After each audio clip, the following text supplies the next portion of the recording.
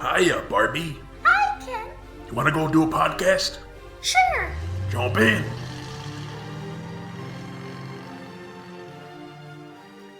Ladies and gentlemen, Barbies and Kens, Chelseas of all ages, and everyone else, welcome to Binging Barbie, a Barbie movie podcast. I'm your host, John, and with me I have my wonderful co-host. Please, Jay, come on! Our podcast has far more pressing issues to address. Stop wasting our time with your frivolous fairy tale witch hunt. It's not a witch hunt. They're mermaids. It's a mermaid hunt. That's still not gonna bring your grandma back. But she was a mermaid. For those of you just joining us, we are a podcast about Barbie movies. Every week, we watch one of the animated Barbie movies and we rate its story, characters, animation, voice acting, and music to see how it stacks up. This week, we'll be talking about the 40th animated Barbie movie, Barbie Mermaid Power. The big 4-0. The big 4-0. Yep. We're making it there. Getting Yeah. near the end here. We caught up to something that released that when we first started.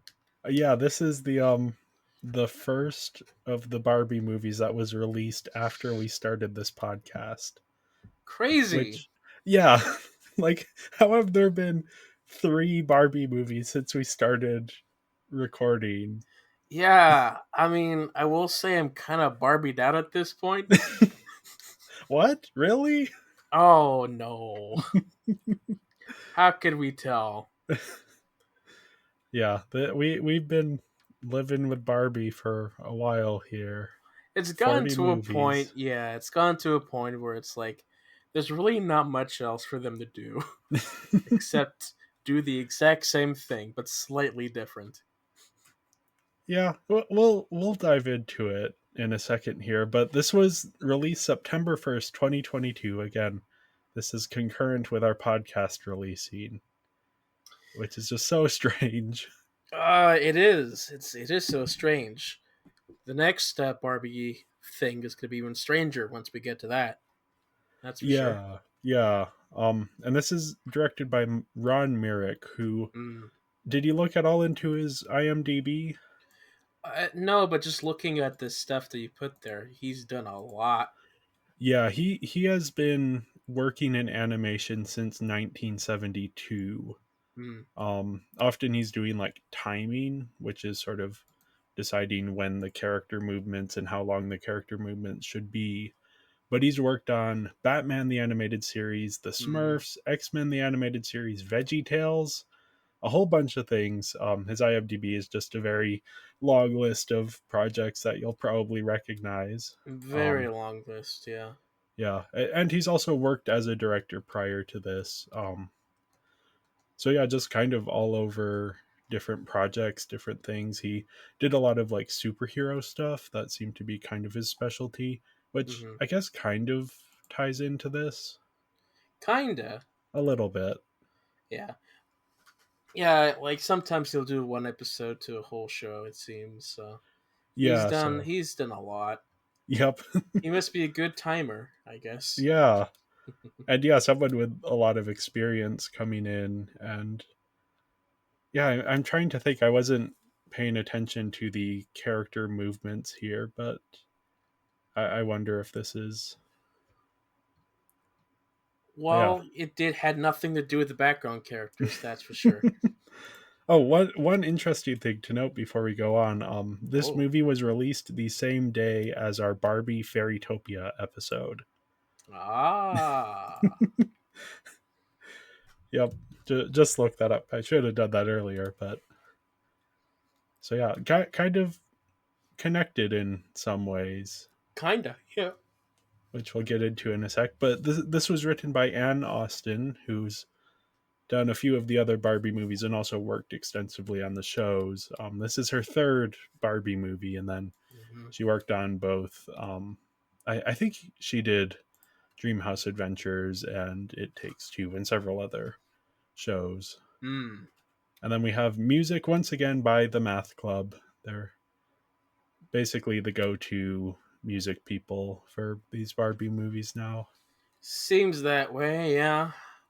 Yep. And the story here is water, earth, fire, air. This Yes. is Barbie Fairytopia Magic of the Last Airbender.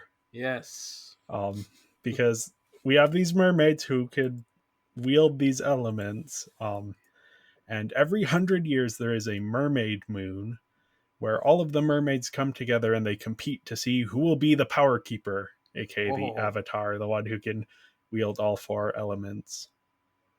And this mermaid moon is coming about, and the magic pearl is supposed to choose 8 competitors, but instead it only chooses 6. And Isla, who you might remember from Dolphin Magic, Right. she's an attendant in the royal court, and she realizes that the other 2 spots are meant to be filled by someone else. Yeah, somehow, yeah. Yep. I don't, we'll get into the exposition problem this movie Oh has. boy. Um, Yes. All of this, of course, changed once the pollution attacked. oh yeah, no. Once the Something that, trash island attacked. yes, the thing that Barbie has been fighting this entire time. Both Barbies, in fact. Yeah, because meanwhile, while this all pearl magic ceremony thing is going down, Barbie, Skipper, Stacy, and Chelsea are cleaning up trash in the ocean. This is, of course, Malibu Barbie and Brooklyn Barbie. They're now sort of together on these adventures. And Yeah. Malibu's necklace from Dolphin Magic starts glowing. Has the necklace ever shown up in the show, just in the background or anything? Not that I've noticed, but I haven't been paying enough attention to have noticed it. Cool. Yeah. Now that I know they're doing the callbacks, when I watch more, I might keep an eye out for it. All right. But yeah, so they hop into the water and turn into mermaids, which wasn't a thing the necklace could do before, but now apparently it is. Yeah. And then It's they a lot swim of to the weird kingdom. crap Well, going on. it's a thing that the necklace in Mermaid Tail could do, but not the one from Dolphin Magic. So I don't know. This is the lore is unwieldy. Make it up as we go along. Indeed. And then while this is happening, we also have Marlowe, who was, of course, the villain from Dolphin Magic, and she's giving a speech about how mermaids are real, which is what we quoted at the start of the episode, and she gets laughed off the stage. For good reason, because her Yeah. proof was just. It's like, what proof do you have of this? And she holds up like a dirty plastic tiara that you Yeah. could get at like Walmart for $2. But also, like, stick figures of mermaids. Yes. On little popsicle sticks. It's like when we did Tornado Quake. Yes. Exactly that. That level of production value of Mm-hmm. a high school disaster movie. Yes. Not a disaster movie starring high schoolers, a disaster movie made by high schoolers. Yes, indie filmmaking is prime. Yeah, I believe we used we had a Barbie skateboard that we used for our little dolly shot that we did. It's all connected. It's all connected. But yeah, back at the Mermaid Kingdom, Isla tells the Barbies that they have been chosen to participate in this competition to become the they Power weren't. Keeper. Well, yeah, I don't know. This doesn't make any sense at all. They were chosen, but not the little girl. Yeah, no, we'll get into the story issues because they are. I don't know that they're story issues or just like a lack of exposition. It's just Because I think having seen the full movie, I can connect everything together, but it's never explained in the movie. You have to just kind of puzzle it out for yeah, yourself. I have no idea what's going on. But like I could see where the story is gonna go right from the very beginning. Like you Okay. know what's gonna happen. It's like, oh, this little girl being shot down for wanting to be the thing. Oh, she's definitely gonna be the Oh, thing by yeah. the end. Yeah. But then they don't even like do that right. They just Which, yeah, the Barbies are in this competition, and so they practice with the elemental powers, which we'll have to get into so much here. I'm pitting it all until we get done through the plot Uh-huh. description here. Uh-huh. Yeah. 'Cause it's but yeah, the other mermaid contestants are mean to them, sort of like Yeah. xenophobic. They're also the colored ones as well. Yeah, which we'll also get into that. Mhm. We have so much to get into here. I'm just Yeah. like putting pins in a whole bunch of things, and I promise we will get back to them. But there are a lot of pins on my board right now, and there are about to be more. Yeah. Because the day of the competition, the various contestants start to discover their powers, but Malibu Barbie is having trouble finding hers. And then they're doing it in rounds. I And at the end guess. of one of the rounds, they realize that Aquaria, who's the young girl that you were talking about before, she's gone missing. Oh no.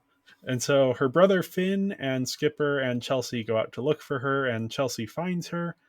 But as they're heading back, they get captured by Marlowe, who has this cool submarine. Yeah, so not to mention that Skipper and Chelsea both have mermaid power unlocked at this point. Yes, which, well, another pin in that. Another Um, pin.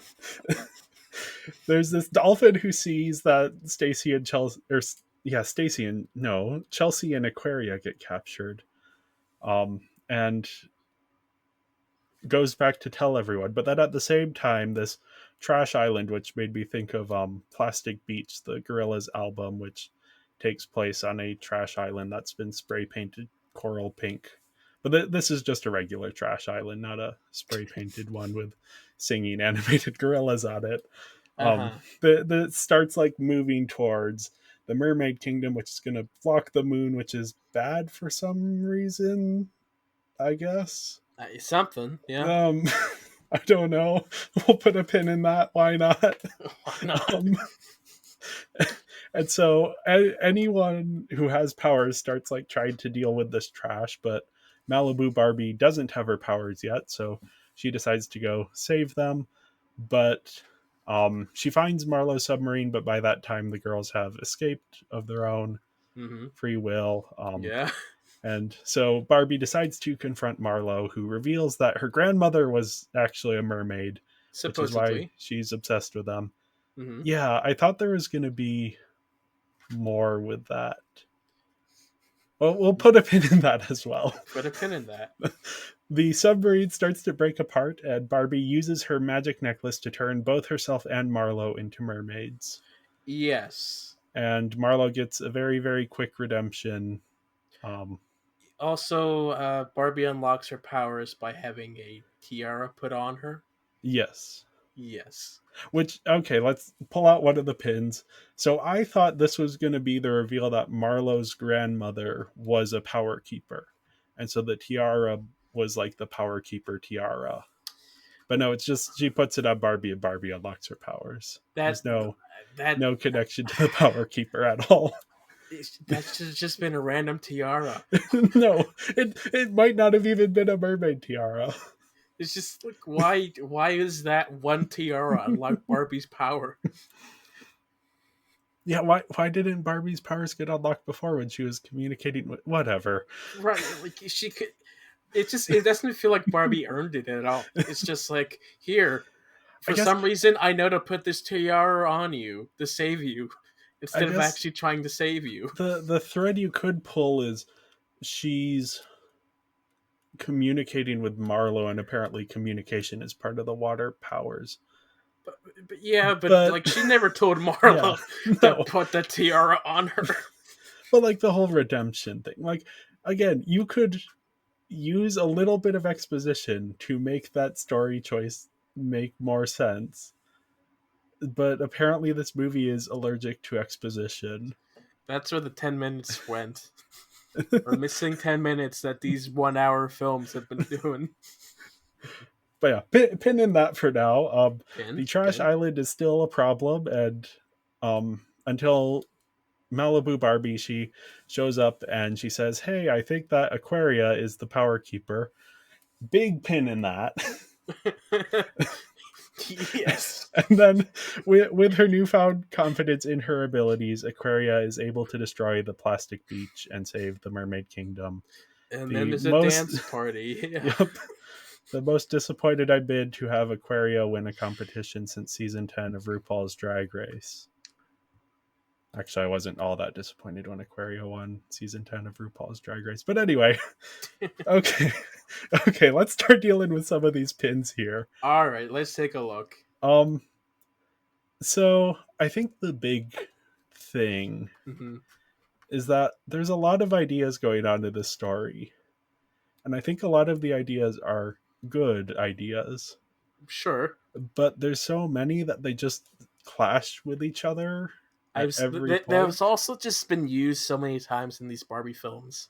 Yeah, so certain ones have definitely, like, the whole characters figuring out their powers thing, that's very Magic of the Rainbow. And then we have the competition, that's more of like Ponytail, but we It's haven't seen that one quite a as lot of it is still prominently. Magic of the Rainbow because Yeah, they have to get their power at a certain time yeah. to do this some ritual. We also have like the mermaid xenophobia, which Ooh. you could have done something interesting with that, but they don't have the time to, so it just kind of gets resolved perfunctorily. Yeah, and it's strange. It's like the only mermaids who are like racist are the one that's are blue and green. Everyone else is fine with it. So Yeah, there again, you could have built something there, but I there's don't just think not that's enough the type of time. xenophobia that we needed. Yeah, this whole like subplot with Marlowe, and then you also have the trash subplot on top of that. That's just trash subplot. It is. I Hmm. mean, so because it's like all of Can these things just end up clashing. Like they don't add to each other. They just are constantly undercutting. Like the whole competition thing is kind of neat, but apparently the competition is about discovering their powers, but then characters who aren't part of the competition are also discovering their powers, so what's the point of the competition? yeah, I don't know why Skipper's getting powers or the other Yeah. little girls. And then like It the just trash, happens out of yeah. nowhere as well. Yeah. And then like the whole trash island thing, like they obviously foreshadow it a bit With early on. shadows. Ooh, the floating can. But it's like, well, even from the very beginning when they're cleaning up the trash in the ocean, like Right, right. they're building towards it, but it kind of still comes out of nowhere, and it makes Marlowe so much less of a threat, to the point that Marlowe has like a very quick redemption, and then like, okay, she's good now. There's no like dealing with that character and that backstory. Hmm. It just kind of gets resolved so that they can deal with the trash. They want to have a message about pollution, but like they don't want to talk about pollution, so they just ignore it for most of the film until oh Yeah. my gosh, pollution. But that's not the main plot. The main plot is the xenophobia, and we have to work together. But that isn't even really the main plot. The main plot is like the power Mermaid power. keeper, but the you see that this is just my issue with this movie, and I think it harkens back to your issue with the first Fairytopia, is that the world building just isn't there. And I'd Like, say that there was more world building here than Fairytopia, yeah, but like it still just isn't great. it's it's not an issue with the world itself, it's an issue with the lack of explanation for so many things, which usually I'm somewhat in favor of. Like, just throw me into a story, and then like don't give me too much exposition. But here there's like so many complex rules going on in the background that never get explained, so you just have to Yeah, kind of puzzle things together. and they kind of clash with each other as well. Oh yeah, yeah. The less so the world building rules than the like thematic and plot implications of them. Yeah. Because like this whole competition is, well, first off, it's set up very poorly. We have this like Pearl that chooses people, but it chooses like 8 people, but we only get to know like 5 of the 8 people, and 2 of Yeah, them are Barbies. 2 of them are Barbies, So but Barbies didn't even get there, chosen. yeah, there are 2 completely obsolete characters, or no, 3 completely obsolete characters. We don't even know their names that are chosen for this competition. They aren't even like cannon fodder for the background. They're just like, One of them wins a competition. yeah, what's his name? I don't know, but He wins one of the rounds. he's What's a his chubby name? genie, I guess. I don't know. Yeah, what? Just like narrative economy and good world building that is subtle but still establishes the rules so that we Uh-huh. know what's going on. And then the narrative economy is important because this thing's an hour long. So you Yeah. can't have 3 characters that we never meet that are supposed to be somewhat important. Just scratch off their names. They don't put them in here. Yeah, but we had to like make room for our songs. The songs. We'll get into the songs. We'll, That's another pin. that's yeah. Yep. And then yeah, the competitors are revealed, and the thing with the Barbies, like I don't understand why Isla knew it was Barbie, but whatever. That I could hand wave away. The bigger Does thing does is Isla not have a power set of her own? she does. She has air powers. Where's her crown? I don't know. Good question. I don't know what the crowns do.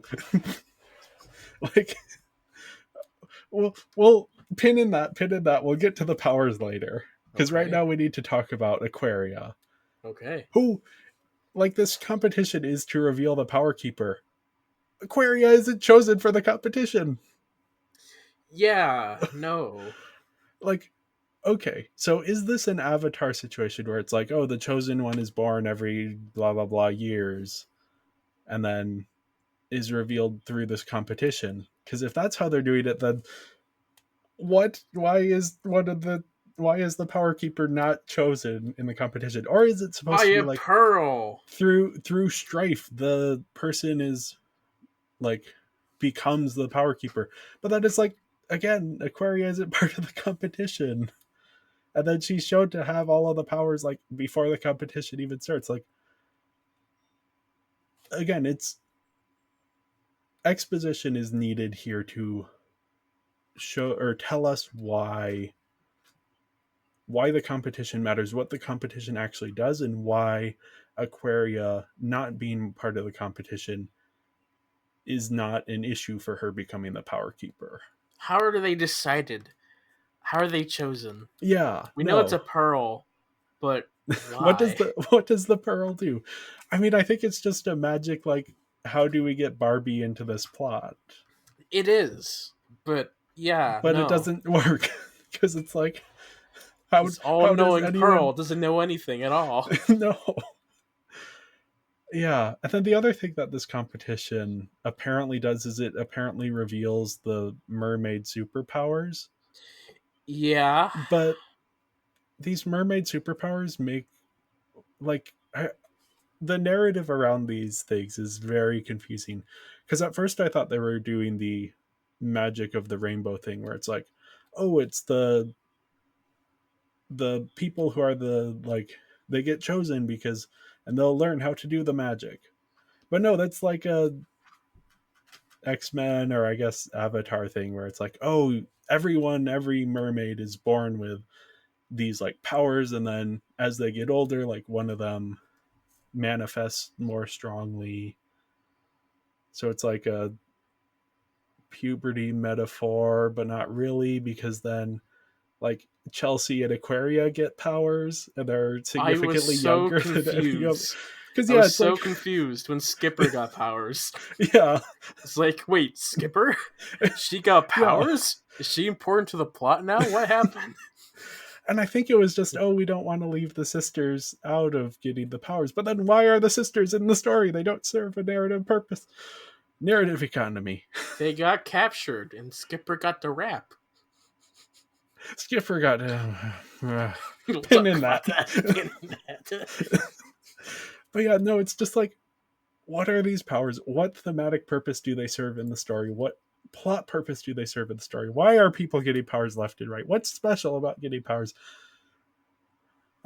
It's just like, I need 2 scenes of exposition to just say, here's the mermaids, here's how their society works. Everyone has powers, and then, I don't know, under immense or in like a dangerous situation, they will manifest. And so this competition is a way to make those powers manifest for the chosen ones. And then whoever is able to do all 4 of them is the power keeper. And then explain how the power keeper, like, is that are they the chosen one, or is it like, is it nature or nurture? Tell me, movie. Give me What is it? exposition. Why Yeah, why does someone who is not in the competition become the power keeper? Why couldn't you scratch off one of the people who was chosen that is unnamed and put Aquaria in the competition? yeah, because the film is like having Barbie struggle the entire time, and then Yeah. thinking, "Oh no, please don't like, please don't make Barbie the power keeper." But Yeah. then, and I thought that's what happened when she got that darn tiara. I was like, "Ah, no." But then out of nowhere, Barbie's like, "Oh, it's Aquaria," Yeah. and then everyone's like, "What? Oh, really? Okay." And then she's revealed.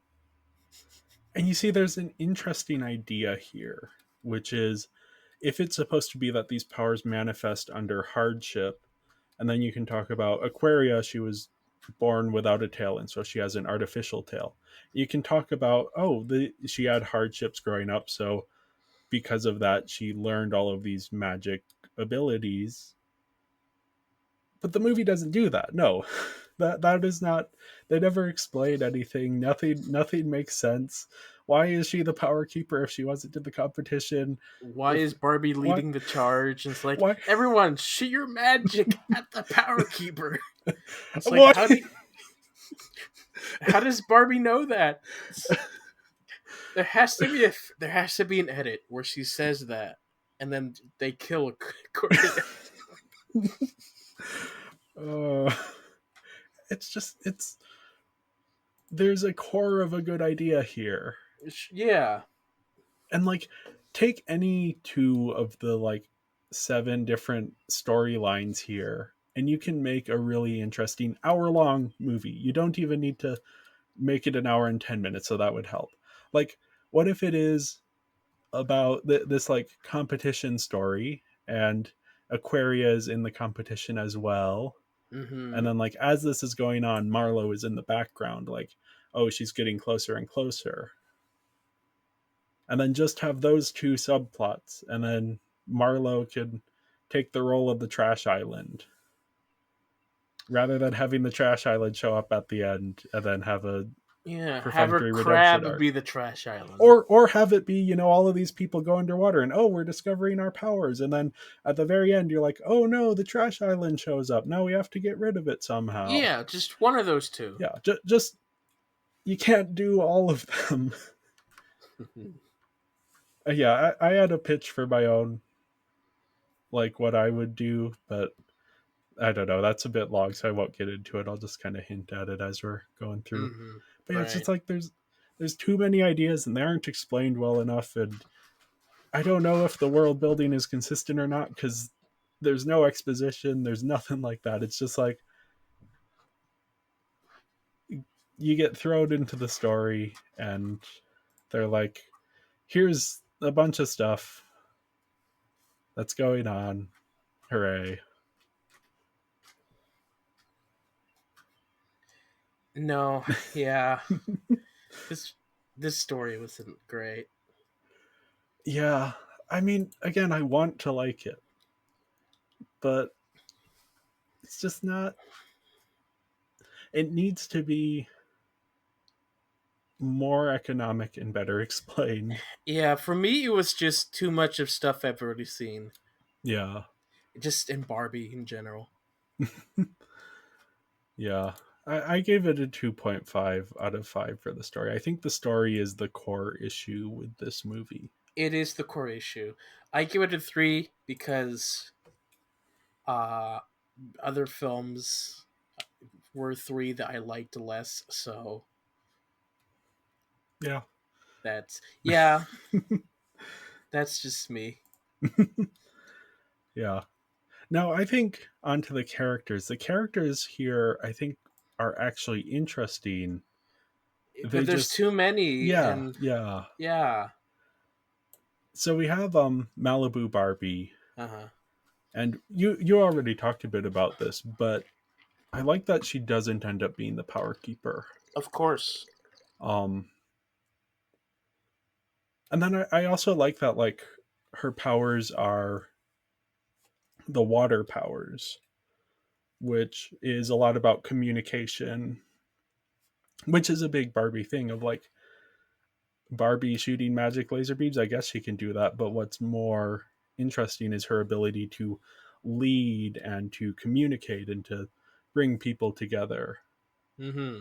And it shows what makes her character unique as like because that's an issue with Princess Power that didn't even occur to me until I was watching this of like Barbie as Superman doesn't make sense with the character they've established in these movies because she's not really Superman. She's more of like a team leader type of character. Right. Yeah. Now, all of this is nice, except this is really undercut by Chelsea going through pretty much the exact same arc 10 minutes before Barbie does. Oh yeah. It's like, why is Chelsea here? She doesn't need to be here, and her being here just undercuts Barbie's discovery of her own power. And I guess Well, they're setting up the communication with animals thing, but it's just like, right. Plus Chelsea, Ikoria needs a friend. yeah, I think there is a way to make it to put Barbie in that role. Mm-hmm. And that would also give Barbie more to do. And it would also get Chelsea out of the movie, which Chelsea is fine, but she doesn't need to be in this movie. She's just clogging up the characters. Yeah.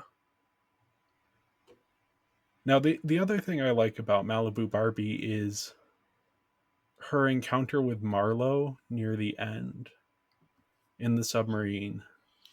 And there's this moment, her decision to save Marlowe, despite how it might put the mermaids in danger. I think that's an interesting decision. And the movie hand waves it away because it's like, oh, now Marlowe is redeemed. But I wish they had just like dug into the drama of this. Like, what if Marlowe isn't redeemed? What if she still tries to like go after the mermaids, even though she's now been turned into a mermaid? And then you can extend her redemption arc a little further and give more of a change there. And then you also the other mermaids have a reason to be angry with Barbie rather than just mermaid xenophobia. Mm-hmm. Like you can build drama around that, but no, that's just like a oh, she makes this really interesting decision, but then it's fine because Marlowe is redeemed. Yeah. I mean, redeeming villains. I guess that's a thing. Yeah, that's been like I remember the Mariposa fairy princess had a redemption that was also kind of hand waved. Right. It's also just like having this redemption being done so quickly. Yeah, because there is, and we'll put a pin in it because it's more to do with Marlowe, but there is an Yeah. interesting thing you Yeah. can do there with these two characters and with their relationship Mm-hmm. that you could that could be like the third act of the movie, but instead we have a bunch of characters and a bunch of stuff going on, and there's a competition and a trash island, and so there isn't enough time to actually build any conflict or drama. The trash island is so important, though. Yeah, I get that it's part of the message of the movie, but I think sometimes maybe story needs to take precedent over message. Yeah. Like, Trash. The true xenophobia. what if the real xenophobia was the trash we made along the way? Yes. That's what being xenophobic does to the world. Pollution. I mean, you could build a metaphor there, You could. but yeah, this just the plot threads don't come together in a way that is interesting. Yeah. Now, speaking of a character who kind of gets sidelined, we have Brooklyn Barbie, Oh yeah. who she starts out as the point of view character, who's Mm-hmm. like, Mm-hmm. in case you haven't seen Dolphin Magic, she's the one that's like, wait, mermaids are real. Wait, you can turn into mermaids. Wait, what? I have But fire then, powers now. yeah, but then like as the movie goes along, she just kind of fades into the background. Yeah. She got And her firepower and then just stopped. well, she sung a song about how xenophobia is bad, and then Oh, yeah. that was her contribution to the movie. She was the audience surrogate to ask all of the questions, but not enough questions because they still didn't have enough exposition. Then she gets fire powers, sings a song about how xenophobia is bad, and then she's done. Nothing else to do for the rest of the movie.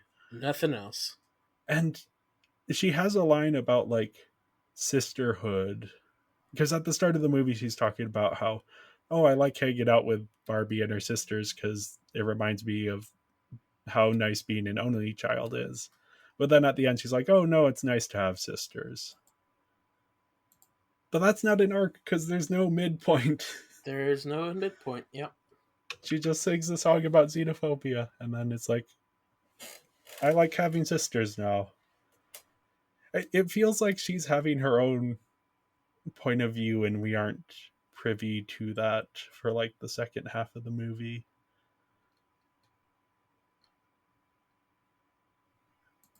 And then we have Skipper, Stacy, and Chelsea, who I lumped together because they're pretty much superfluous. Oh yeah. You mentioned that Chelsea's relationship with Aquaria is kind of important here. Kinda. It's just to give Aquaria just someone to talk to. Yeah, which again, I think you could fill that role with Barbie,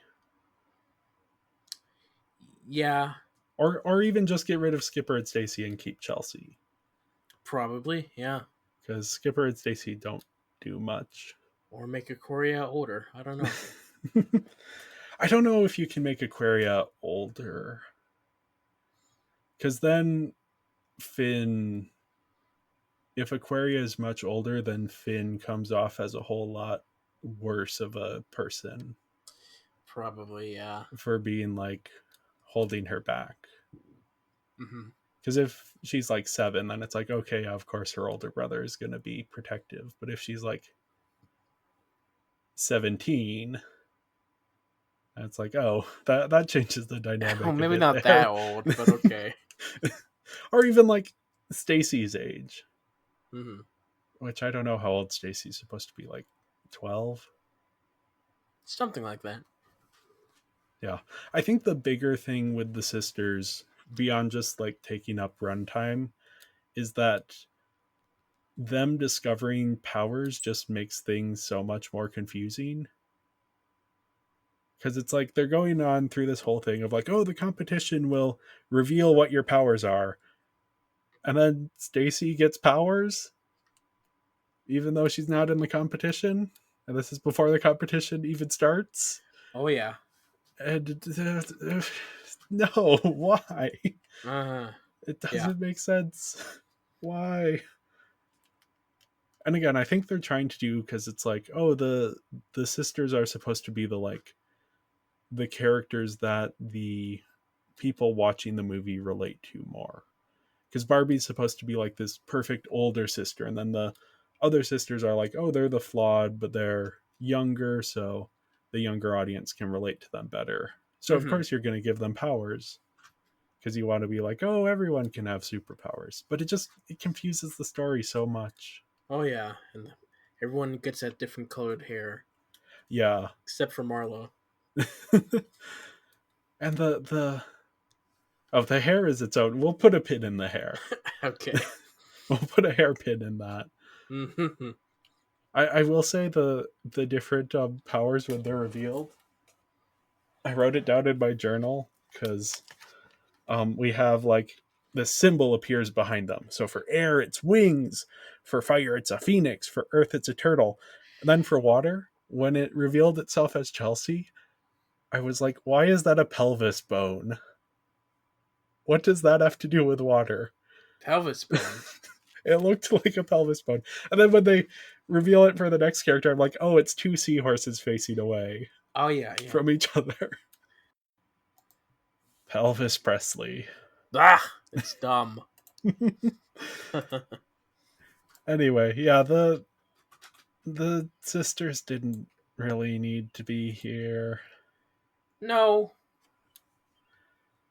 So When yeah. did they need to be anywhere? So Yeah, there's certain movies where it's like, oh, it's nice having them around, and this one it was like, I'm confused. I had to write the plot description for this movie, and I was watching the movie going, how am I going to write this description? Because I don't know what's going on. And that might be an issue for me writing the description. Then I'm like, oh, I'll just go to the Barbie movie wiki and see if they have an explanation. And no, they don't have a plot summary. They just have a description, like the Netflix blurb about what it's about. well, it's better than nothing. No, it isn't, because it's basically nothing. Because it's like, oh, that's the stuff I understand. I don't understand what these powers are. Hmm. Anyway, next up we have Aquaria, Aquaria. who, I mean, it's nice to have the big, most important character in one of these movies not be a Barbie character. But we needed a Barbie character to realize it. Yeah, and also, like, we don't get to spend all that much time with her. We do not. And I do like her arc about sort of independence and sort of not finding her own confidence, but being like, you know, like, I don't know what the way to put it is, but I don't know. It's just there's not enough runtime for this character to be much of a character. Yeah, her arc was pretty obvious as well. Yeah.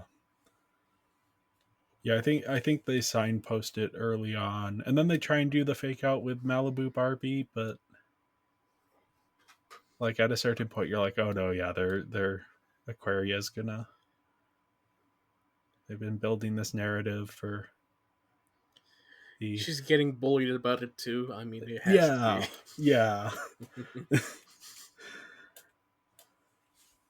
Speaking of bullying, we have Finn, who, okay, I as you are probably aware at this point, I stan a catty, overprotective gay older brother. Yeah, I wouldn't call him a bully, but Yeah, just catty, okay. which I'm using here instead of a word that is not appropriate for children. Yeah, please. But like he's just like, I don't know. There's no better way to put it than that word, so I put it as catty because Sure. he's mean, but not in like a you can't sit with us type of way. And then he eventually has an arc about that, and there's other characters that are more so that than him. But yeah, I mean, he was always going to be my favorite character. Like at this point, if you've listened to this podcast for very long, you probably could have figured out that he was going to be my favorite character. Probably, yeah. You probably figured that out. I mean, I read your notes, but yeah. Yeah, I don't know. I like this type of character. I read your Letterboxd review. But yeah, Yes. I would have made the connection anyway. Yeah. No, it's like it goes back to what's his name from Magic of the Rainbow. Speaking of whoever, whatever magic whoever that stuff. guy was. Yeah, Yeah. He was great. I would have watched a whole movie of him. I still sure. will watch a whole movie of him. Uh-huh.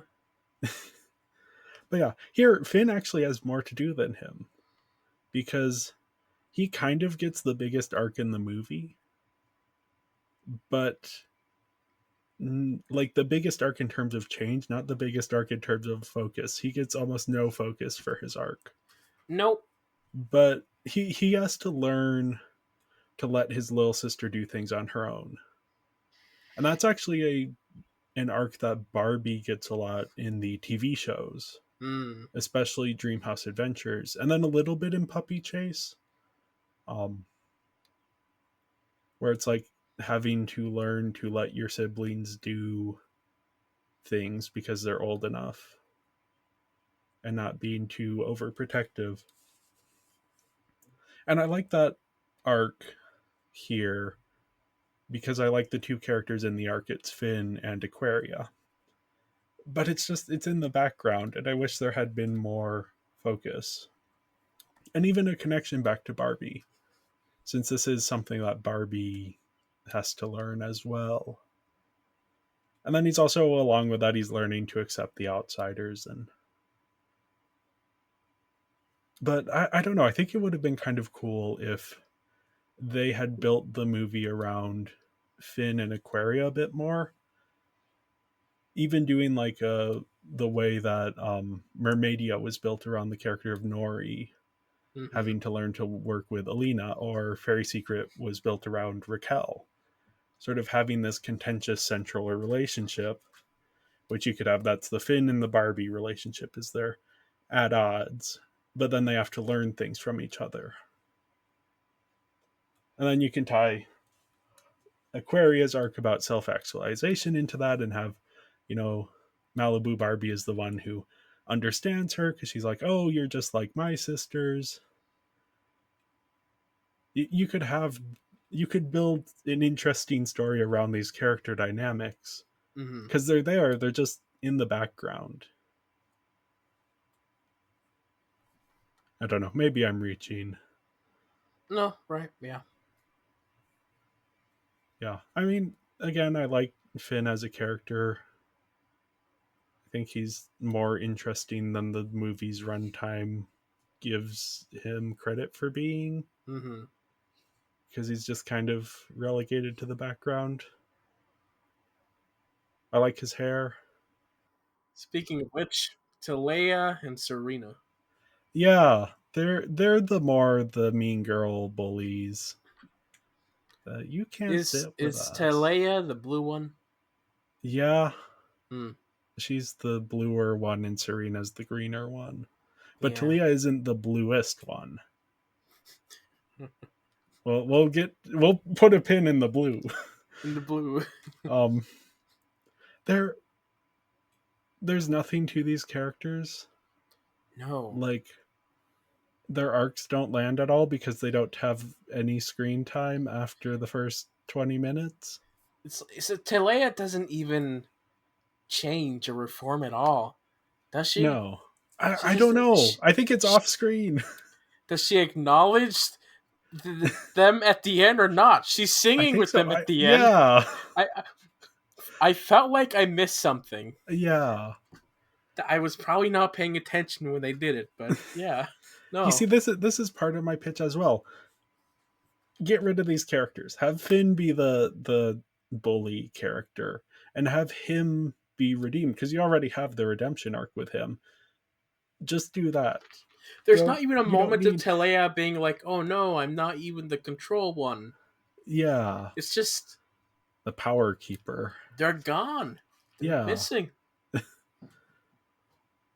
yeah. There's just nothing to their characters As soon after as a the certain pollution point. showed up, like she was gone. We Yup. never saw her again. Then we have the ruler of this mermaid kingdom, I think. The other blue one? Coralia, the really blue one. The really blue one. And I know you're all asking yourselves the same question. Why so blue? This is an Avatar, The Way of Water reference. In a movie that has a lot of similarities to Avatar, The Way of Water, by the way. This isn't just Avatar, The Last Airbender. This is also Avatar, The Way of Water. Came out the With same year, didn't it? Yeah, no, it came out a few months ahead. um, in terms of like kidnapping children and talking to animals, there are similarities there, and also Yeah. the why so blue, Well, which there's also Marlowe. yeah, Marlowe is interesting because they took a two-dimensional antagonist from a previous movie and they gave her more depth with this backstory. Sure, yeah. Because Marlowe in Dolphin Magic is just like an antagonist with absolutely nothing going on. Whereas here they like actually develop her character a bit. But there isn't any exploration of that depth. Uh-huh. Because her redemption arc happens in about 2 seconds. Mm-hmm. Like, I don't know, she could have been a really interesting antagonist. But then the trash shows up. And then it's like, okay, we've got bigger things. Marlowe, you're getting haphazardly redeemed and then goodbye. Yep. Like, there's something there. You can build a character there. Yeah, but most of her time is just yelling at people to do things for her. Which is fun. Her and Oslo have a good dynamic. I don't know He's a why great foil to Oslo's even her. there. Like, why is he there? He's just a foil for her to bounce off He's of. not getting paid, so why is he there? He's just playing games on his phone. I like Oslo. Like, he was looking for a job. I mean, I think he is getting paid. He's just looking for a different job. They cut funding, so I don't think he's getting paid. I mean, I don't know. I assume she had some type of fund saved up. Not enough to save run a her boat. own. Yeah. I don't know. I like Oslo. Sure. I think there is a much better version of this movie that still has Oslo in it. I guess. I also like how he just leaves. Like the submarine starts sinking, he's just like, bye. Well, I'm done with that. I'm gonna go get a job now. You two ladies can fight it out. I'm leaving. Yeah. Yeah. We also have Isla is in this movie, and is she? I never saw her. Yeah. No, she leaves less than no impact here. She brings Barbie, and then yeah, that's it. Yeah. What if the champions that were chosen were the Barbies, Aquaria, Finn, and Isla? Yeah. Then you have, what's that, 5 characters? So you have the 4 elements plus the Power Keeper. And you aren't wasting time on a bunch of random characters, half of whom you don't even know their names. Don't know why they're colored, but okay. Is Isla related to Coralia? I don't know. I don't know what her role is here. I She kind seems of to thought be like that Coralia was like the mother, but like she's blue. I think Corelia is like the ruler, and then like Isla is her assistant. I don't know. But yeah, no, it doesn't. There's no exposition to explain any of this. It's all like just kind of thrown out there. It's guesswork. It's like someone took a script and was like, "Hey, this is a good script. Let's cut out all of the exposition so we don't have to make this movie more than an hour long." Maybe an AI wrote the script. Keep in the well, it's credited to Ad Austin. So, but I was joking because it just feels like a script an AI would write. Just a bunch of elements that we've seen before, but not fleshed out. Yeah. I mean, I think the building blocks are there. Again, I wouldn't be surprised if there's a longer draft that maybe works better. Maybe. Or even like a first draft where you have like fewer characters and fewer plot threads, and then someone was like, hey, we need to add the sisters in. Also, we But want colored mermaids to sell I mean, toys. yeah. The thing is, some of the colored mermaids look fine. Some of the like, we should specify these are like blue and pink, not different skin tones. I mean, it is different skin Well, tone it because is, it's but blue. not Yeah, not different human skin tones here. it just I keep using this term because it goes with xenophobia. Yeah, but yeah, some of them it's fine. Some of them it's like I don't Coralia is just so blue. I don't like the blue. I am fine with the Yeah, green. yeah. It's a bit like Starlight Adventure, where it's just like here's Yeah, a random color. But yeah, the characters here are. I like the characters. There's just too many of them, and the story doesn't support them well enough. So I gave the characters a 4 out of 5. I gave it a 3. I didn't really care. Yeah. Next up, we have the animation. Pretty good. Oh yeah, the first shot, I was like, oh wow, this quality has gone up Mm-hmm. since the last one and since the shows. And you can, especially like the backgrounds look a whole lot nicer here. Yeah. Except for when they cut to the Handler Academy of the Arts, which is for some reason doing a science convention on mermaids. Oh Okay, yeah. Yeah. whatever. But the other thing is like the hair is so good. Oh yeah, so good. I just recently watched the live action Little Mermaid Disney remake, and like the hair there is fine. It's live action, so it has its issues. I thought the hair here was integrated better Hmm. in sort of just the underwater stuff. Mm-hmm. I think the lighting was overall good, though. It was fine. It's It been was what it has been often, for the past yeah, few films. it was sometimes a bit flat. Sometimes. Um, A lot of like background animation for like just background characters was very stiff, okay, especially at the academy. Very stiff in there. yeah, Some mermaids when they're just swimming, kind of stiff. Anyone who's not the main characters were pretty stiff, yeah. boring looking. I think yeah, some of the designs I like a lot of the designs here. Oh The yeah. Mermaid Kingdom has more like neutral tones, which I thought was interesting because before when they've done mermaid stuff, it's always been like colorful, bright, rainbowy colors. Here it's more like coral colors. You have like beiges and pinks and Mm-hmm. a few brighter colors, but it's a lot more subtle. And I thought it looked really good. The some of the stuff didn't look quite as good as others, but the exteriors look nice. Yeah, pretty much. Yeah. The tail designs here are kind of cool. They're more elaborate than they've been in the past. I didn't pay attention to the details. No. And then my favorite thing, this is something going way back to the start of the podcast, is the villain layer, which here is a lobster-shaped submarine, and it's so cool, and I love it. I don't know how they got that because it was just a normal submarine that was broken. But Well, it's because they don't reveal the legs until later.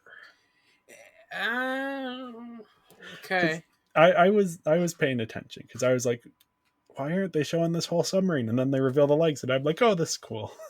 I okay. like it. Well, sure. I don't know.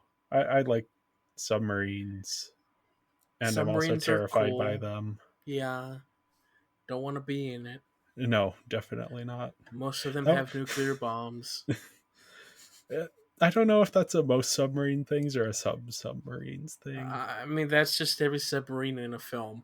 They have a Okay, I nuclear see. bomb on them. Hunt for the Red October. Yeah, it's always in the Cold War as well. So Yeah, I've been. I don't know. I find submarines fascinating, but also like I have a fear of deep water, so they're also like terrifying. Oh yeah. Which was an interesting thing when I remember that like 5 minutes into the new Little Mermaid movie. I was like, oh wait, this is gonna be a bit of an issue. I was like, oh, I'll go and see the new Little Mermaid. That'll be fun. And then the movie starts, and I'm like, oh, this is kind of neat. And then I was like, wait a second. I am going to be terrified. It was fine because it's a meh movie anyway. And it's like, it was just like certain scenes were a bit more thrilling than they might have been otherwise. Mm. But for a few minutes, I was like, oh, should I leave the theater? Because I was partially just there to watch the Barbie trailer. Was it there? It was, yes. Though Cool.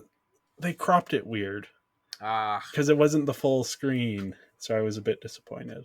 Because Mm. that's why I was there, and then I started watching Little Mermaid and was like, oh no, I'll stay, even though there's going to be moments when I am terrified.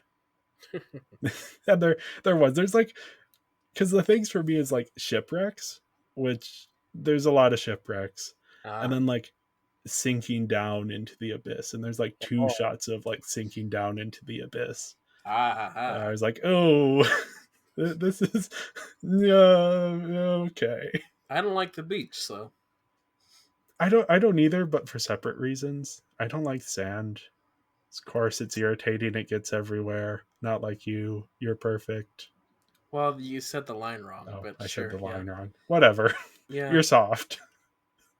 Is that the line? No, I don't like sand. Anyway.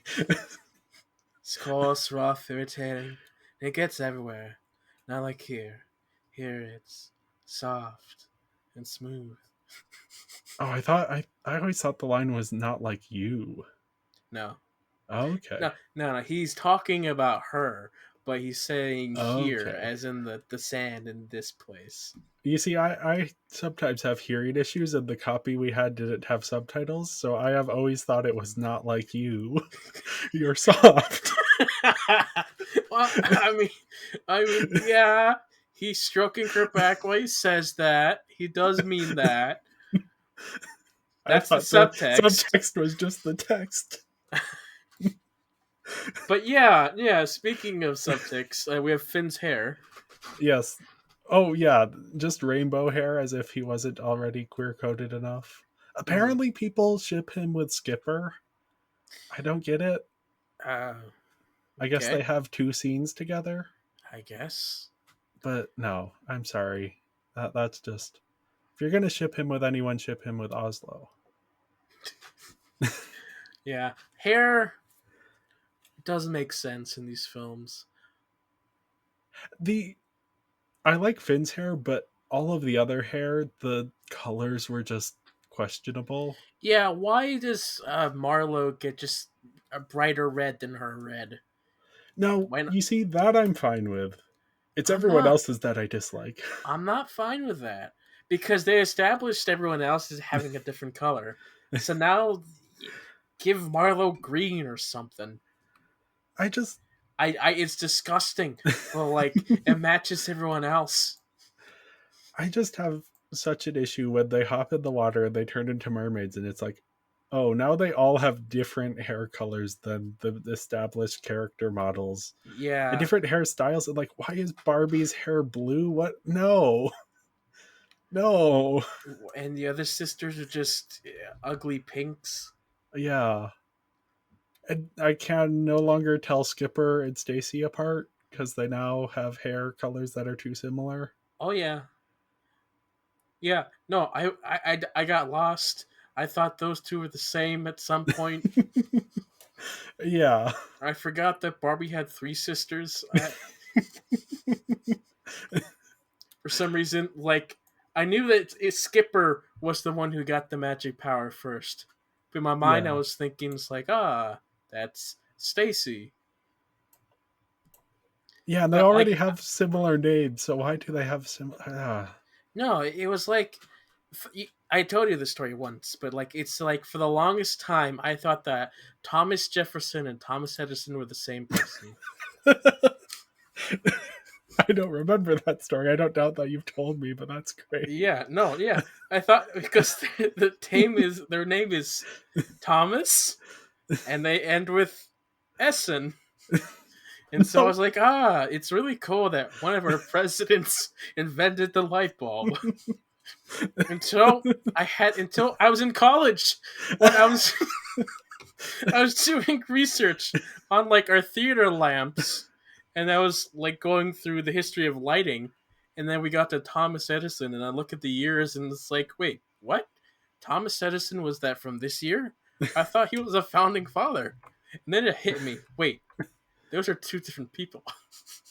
So, yeah, Skipper and Stacy. I had one of Yeah. those moments.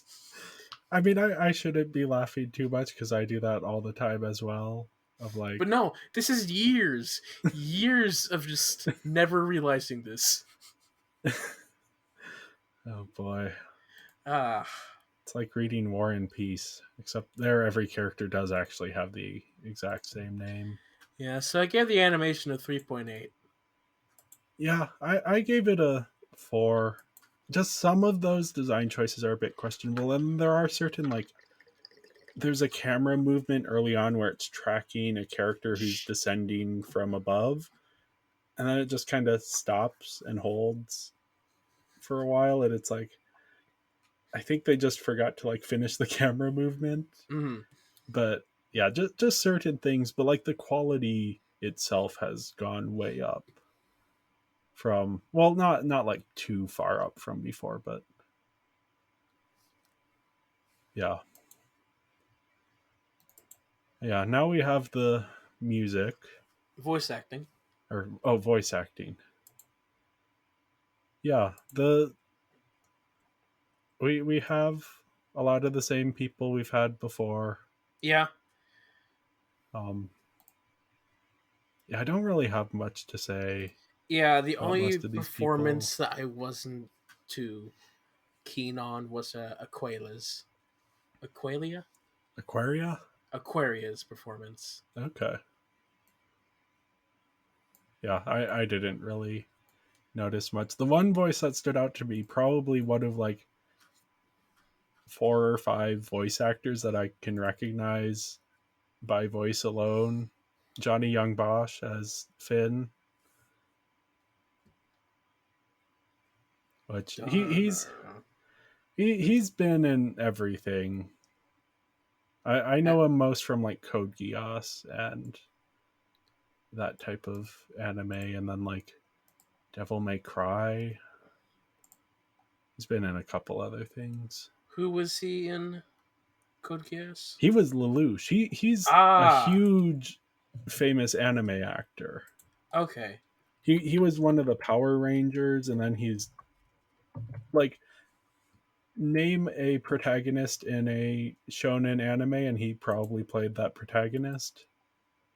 Like I think he's the lead in Fairy Yeah, Tail. okay. I was wondering that his voice sounded a bit familiar. I'm surprised that I know this person and you don't. Well, there's so many names. Yeah. He's in It's Akira,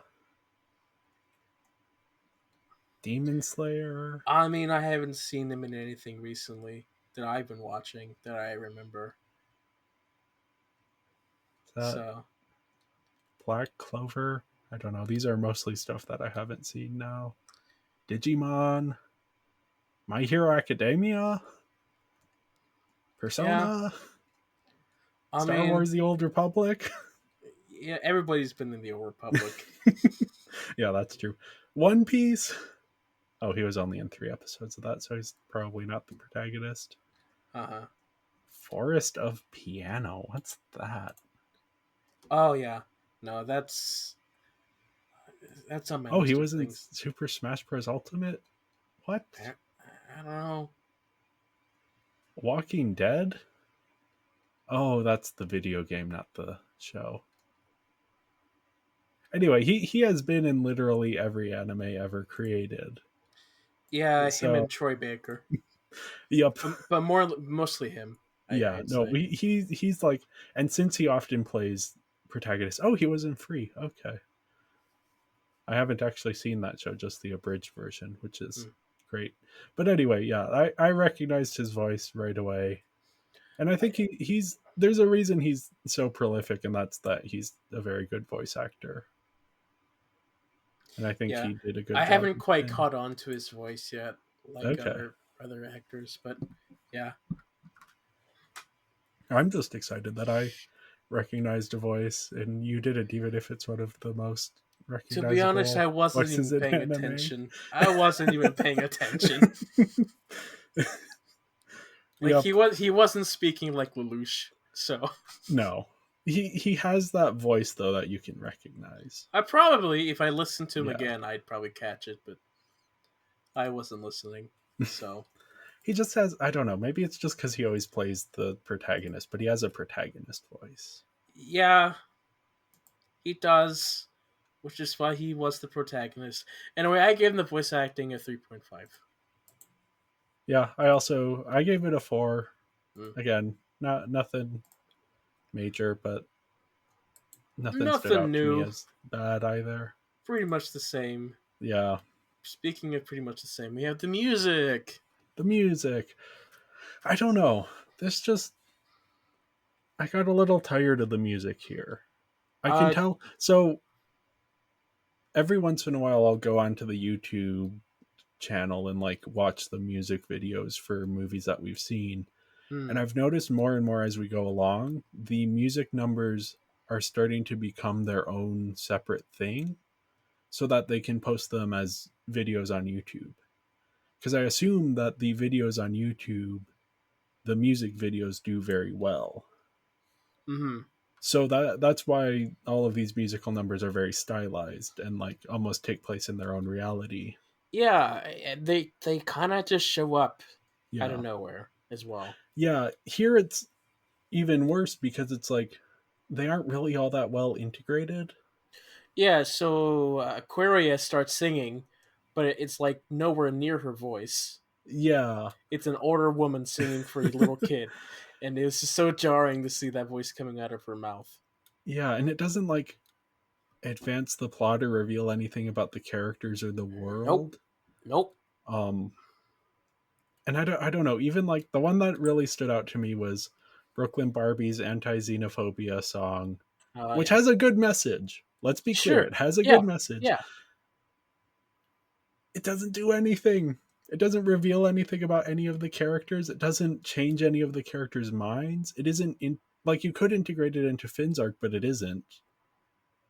Like a tiny bit, but not really. Mm-hmm. It's just like it's clearly here so that they can make it a music video to post on YouTube. Yeah, Rather than, you know what, I mean, Princess of the Pauper is like the high standard for these Barbie movies, but like they're the songs, even the the song about how the lady likes her cat even though it barks like a dog, like that is revealing something about her, and she's taking part in this like farce, but she's still like there's an honesty underneath that and she wants to be that honest person. and it moves the plot along as well. Yeah. Yeah. Whereas Here here it's it's just just like, let's stop to sing a song yeah. about And something we just said. then Skipper gets a rap verse, which you can go Oh, to our Big City, Big Dreams song to hear our thoughts on rap verses.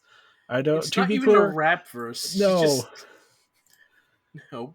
it's, and like, I don't mind rap as a genre. And like, Hamilton is good. I like Hamilton, I don't really but like rap, we but don't need a Hamilton verse at every single musical number. this wasn't even rap. It was No. just Skipper speaking in some rhythm. Yeah. It's, why do they do this? This is more a beef with like modern pop music than with. I was just so disappointed at how short it was. I wasn't. I was like, oh, it's over. Good. It's like, oh, that's it? Like, what was the point of that? Yeah. I think the bigger thing here, though, is that none of the songs are particularly memorable. No. Like, I still listen to Mermaid Party from Pearl Princess I and listened Queen of the to Waves. I listened to Princess and the Pop Star to be a Yeah, princess.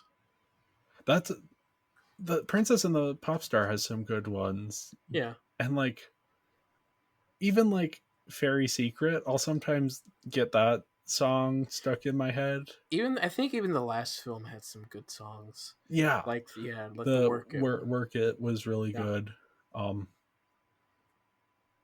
Magic, whatever that song was from Secret Door.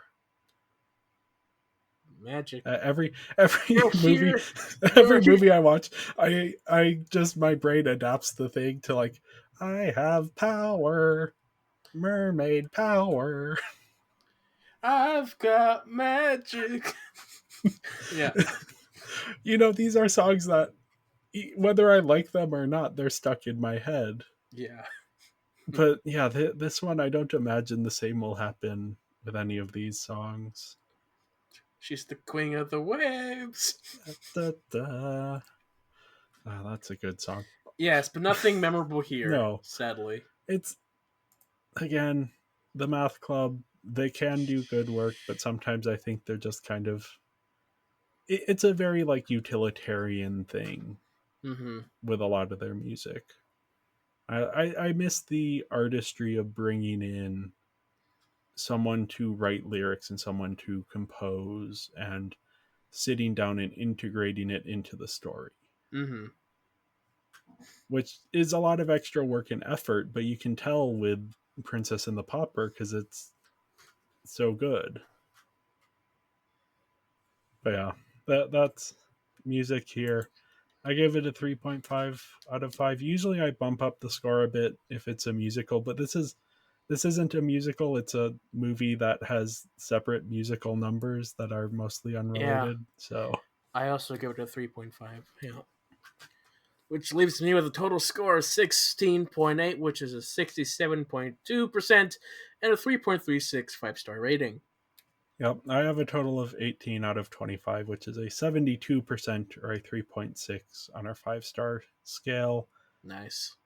It's I was doing the averages, and I won't say where the ranking of this is because we are, of course, doing our ranking episode in just under, well, I guess a month pretty much because we Oh, have another Glimpsing Greta episode to do. But oh boy.